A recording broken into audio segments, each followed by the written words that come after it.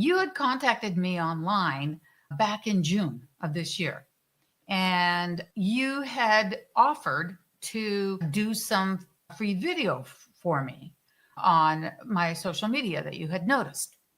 And I was taken by that, meaning like, oh, that's interesting because I get a lot of solicitation. Most of the time they're from Egypt or India or you name it, China.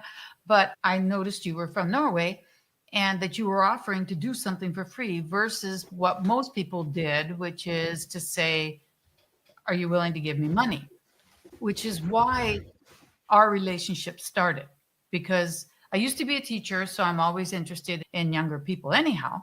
But seeing your age and the way that you approached it made me open to speaking with you. And here we are. You're my guest. Tell me why you chose that approach. Yeah, I've always chose to lead with value up front, and that's the way that I've built up my entire client base pretty much. And that's just been because I noticed that, especially when starting, I didn't have much authority at all. And so to be able to get out there, I had to provide free value to people. And been the strategy that I've been using so far, and it's been something that I've continued to use. And where did you come across that idea? I actually had a mentor that told me that was what he did. Okay. And so I copied that and I started getting way better results. Great. So tell me when you first started playing with the computer and graphics and short form content. When did you start on that? I was probably about 11 or 12. I used to play a lot of video games, and I would make edits of montages from video games. And Interesting. that's how I got into editing. And so that's when I wanted to start a business. I knew that was okay, this is a skill set that I have. Were you doing it for yourself and just for fun, or were you Just for uh, myself, just for just for fun. yourself? And then you realized, wait, there's a market for this skill. Yeah, exactly. So it was not more. It wasn't just I was editing videos and then I was like I could sell this. It was more something where I learned to edit videos a long time ago, and then I want to make some money. What can I sell? I tried a lot of different things. I ran a website, which didn't go too well. I used to flip shoes. I actually made money off that, but Oh, there was cool. it was not a lot of leverage in flipping shoes, and so I decided I need to build a business where I want to deliver service. I decided to go for something service based because that just then I just have to deliver the service. I can just learn a skill and sell it to business owners. Whereas if I would need to build the entire business myself, I need a way broader skill set and network. So I started, and then I looked into what I could sell, and I decided video editing was where I should the route that I should head down. And it's because I knew I could edit videos. And then I signed my first client. I think it was just 1 month after. And yeah, How'd pretty you much find that client? on YouTube and then a message on Instagram. Did you approach him the way you approached me, or did he? No, I didn't know that back then. So I just said, have you thought about turning your YouTube videos into reels and shorts? And he was quite intrigued. So that worked out quite well. And what happened was that when I sold the video editing, I realized to be able to get people on a monthly retainer, Mhm. because what most video editors do is that they charge on a per video basis. And so they have no consistent revenue stream. And also, they're not providing a lot of value. They're not indispensable. And so I decided to expand my offer into offering also the IDs, offering to coach them when they're filming the content, and also posting the content for them. And Oh, so yeah, you post it for them too. yeah, Oh, that's a godsend. Sorry, I really don't. Posting is very laborious. And I don't know if it's just that I don't know what I'm doing or if there are any tricks, but I do feel that having someone post for you frees up your time for sure. And when you first started, what was the hardest thing for you getting clients to pay me enough. to pay you enough? Who was Yeah. setting your price? The problem was not necessarily the problem was that I couldn't charge enough because I was looking in the wrong niches. I started with working with YouTubers, and that came with a lot of problems because they usually don't have a lot of money, so they can't pay me a lot of money. and the service is not that valuable because for them, sure, they free up time when someone posts for them, but they don't make a lot of money in that time. But what I did was that I pretty much, for the first 6 months to a year of running this, I reinvested all my money into mentorships, and that kind of led me down to targeting real estate investors. And what I found out was that I could charge way more because my offer is way more valuable to them. Because That's for interesting. them, it's way more valuable to have more time because their time is worth more. Right. So if I free That's, up their time, yeah, that's then something we definitely pursue, meaning that the big people, the big gurus are all like, you have to be online. You've got to be out there. You have to open your door and open your heart to what's the whole world. But it's very time consuming. Wait, it's time consuming. Get it done for you. So that is something that is actually being told quite a bit, and I can see it. Now, I like any and all of my guests, I did go through some of your things, and I was interested in a couple of things I saw. Nick Lauer, am I pronouncing it correctly? Is it Nick Lauer? Lauer. Nick Lauer, Lauer, yes. who is an American in Tennessee and started doing his short form content agency 2 years ago. Now I think he's at 20K a month, which is not bad. More. Yeah, he's more. He closed. He's closing some really big deals now. So he has individual clients paying him over 10K a month. So he's doing really Wonderful. well. Wonderful. Yeah. And he's like 20. Yeah. He also did go to college a little bit, but not much. He realized it's not worth it. He bought one, I think he signed up for one class, Mhm. but he never took it. Yep. He was Yep. like an online class. Exactly. I know that you reached out to him because I've seen some of your interviews. Why and what happened when you did that? Yeah, I reached out to him. I think this was May 2023. And I said, "Hey, I need help with my agency. Can you help me?" And it was perfect timing because he was launching a coaching program at the time.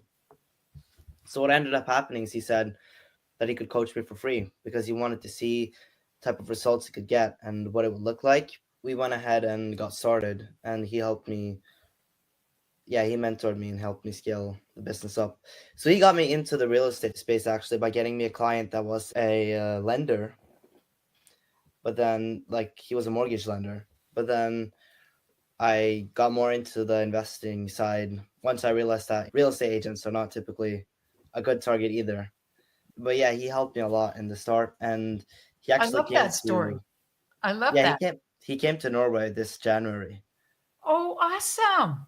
Awesome. Yeah. It's interesting that you would have the audacity almost to reach out to someone who was already established and that you didn't know, blah, blah, blah, blah.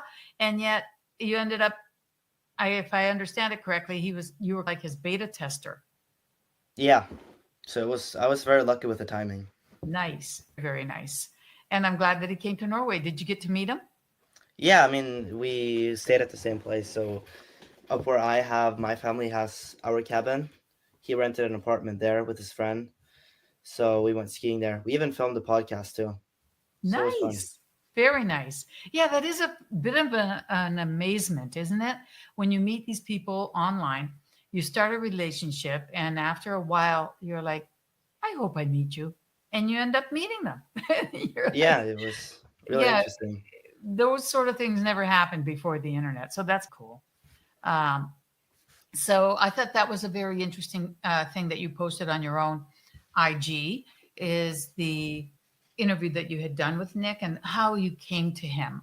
I think that's pretty cool, to be honest. And the other person that you talked about and I thought was interesting was an Australian of Liam Denby. Liam Debney, yes. Yep. And he's 15 also. Yeah, he's 16 now, but yeah. He's 16 now. Tell us what he's doing. And I know that you asked him a question about what's the easiest business model for beginners to start a business. Yeah, me and Liam. So it's quite a story because Liam, I actually coached him for free this was a long time ago. I was making around 1K a month at this time. I think it was like about August 2023. And so he ended up scaling his agency, and now he's scaling quite far, even further than mine. So yeah, and then we met up in Bali. So my family was traveling to Bali, and then he ended up actually paying for the trip with his family. He So it was brought fun. his family and paid for them. Yeah,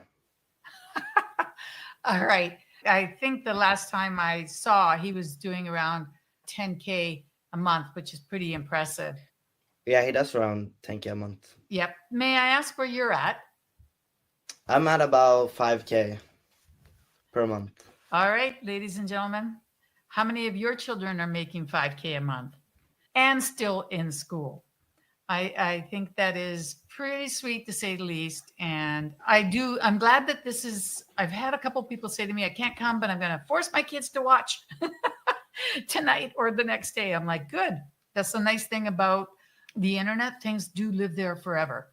So I hope other people get inspiration from that, because that is so cool. That is so cool, from the safety and comfort of your own home.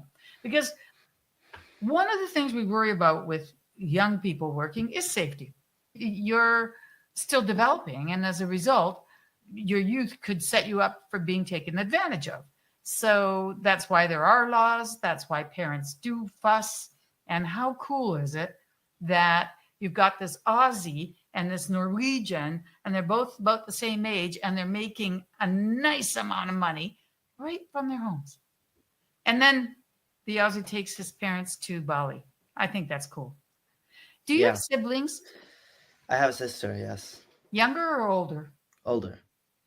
What does she think about your success? I'm sure she's impressed. Is she in college or is she in high school also? She's on her last year of high school. Okay. Has she ever asked you, hey, I want to get in on this? No, she has never. But she does very well in school, so I think she intends to just do well in school and then do well in college. Oh, that's interesting. That is very interesting. And the mentors, who are your mentors? Yeah, I've had a couple different ones. Like I said, Nick Lauer. Mm-hmm. He has mentored me a lot. As well as that, I've had a lot of clients that have helped me. And that's because when I've aimed for clients, I've always aimed for people that I can learn from. Mm-hmm. And one of the reasons is because obviously the people that I can learn from, they typically have money, so they have capital to buy my service.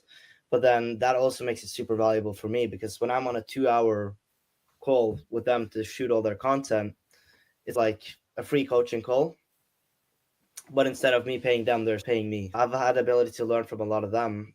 One of my clients right now, he is helping me a lot with running ads for my clients, because he's done that a lot more than I have. And then, yes, I've had Nick Lauer.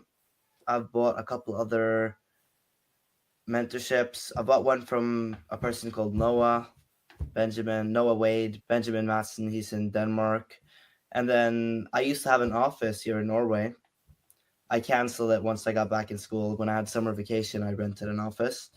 But then, as well as that, there was an agency to the office next door that also helped me a lot. So I've had a lot of people throughout. That's nice. That's very nice. And I think that that's one of the advantages of being young. And also, it's part of the learning to give and to give back. So I'm sure that as you get older and some young person reaches out to you, as busy as you might be, your heartstrings will tug at you and go, hey, Siggy, remember? And he'll be like, yeah, I remember. Okay, I'm going to reach out to this kid and pay it forward, so to speak. With real estate, do you have any ambitions about real estate? I think investing in real estate is something that I want to get into down the line. It's a little bit hard to do right now, considering my age and all the legal implications with buying real estate at this age, and also the fact that the capital that I have is limited too, and buying houses and apartments here in Norway is very expensive.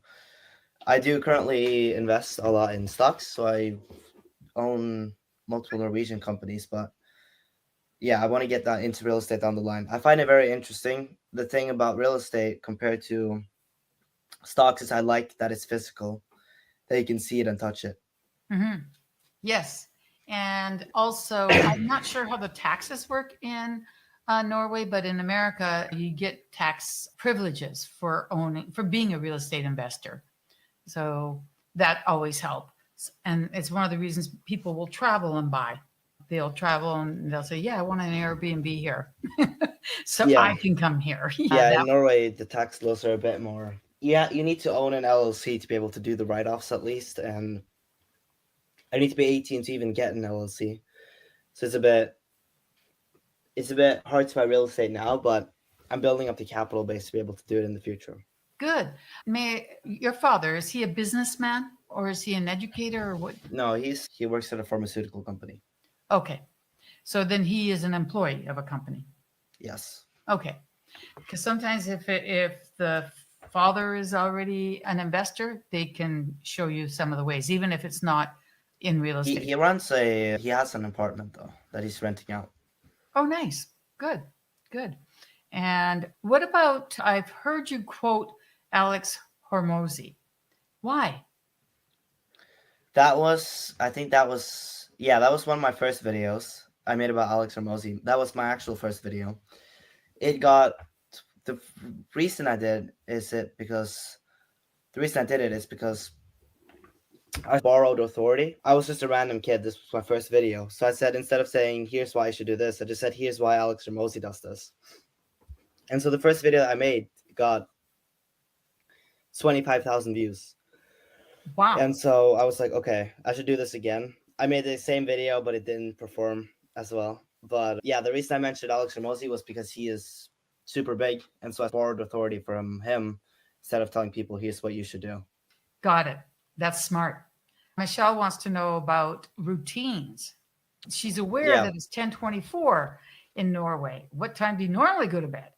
Yeah, it depends. I try to go to bed early. I track my sleep and everything. So I try to get good sleep, but it's difficult because there's a lot that I need to do. And also because a lot of my clients are in the States, sometimes I have to take late meetings. So yeah, it'll vary. Ideally, I want to try to go to bed at around 11, but sometimes it'll be later. Gotcha. And what time does school start in Norway? What's the school day?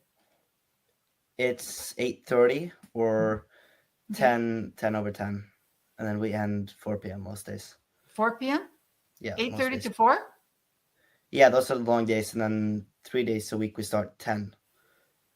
Oh, okay. I got it. Yeah, that's interesting. The school day is different in each country. And just for everyone, for anybody in the world, be grateful that you're not Korean. Having been an ESL teacher, I used to have that exercise of making them get in their own groups, and they had to talk about their school life. And then only after they'd committed it to paper did I allow them to go to the board and write down, when does school start? When does school end? What do you do? And the Koreans have a really tough time. But they also have a very high suicide rate. It's terrible. But anyhow, sorry for getting off topic. But so your core service that you're looking to offer is short form content? Yeah, it's short form content. But I've been doing more of other stuff lately. I have built websites, or I have a website designer. I don't build them myself, but I've gotten into offering a couple different services lately. I've also run ads for a couple clients, but it's mainly content. What sort of services are you offering, and how do you run ads? Because I haven't run any ads. I'm trying to figure it out. Yeah, so it really depends. When it comes to ads, it really depends on the company. So if we're running, let's say, for a coach who sells a program, it will typically be a talking head video with a call out saying, for example, if you're a real estate investor with 5 units and you want to scale up to 20 units, or some sort of call out, and it'll be a talking head video.